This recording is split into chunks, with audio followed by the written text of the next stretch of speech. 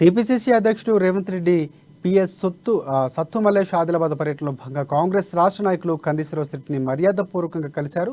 పట్టణంలోని కైలాష్ నగర్లో గల క్యాంపు కార్యాలయం ప్రజాసేవా భవన్ను సందర్శించారు. కేసీఆర్తో ఆత్మీయంగా భేటీ అయ్యారు. కొంతసేపు జిల్లా రాజకీయాలపై ఆయనతో చర్చించారు. రాహుల్ గాంధీ జన్మదినం సందర్భంగా నిర్వహించిన ర్యాలీలో కూడా పాల్గొన్నారు. అనంతరం తేనేరు స్వీకరించి తిరుగు ప్రయాణమయ్యారు ఆయన.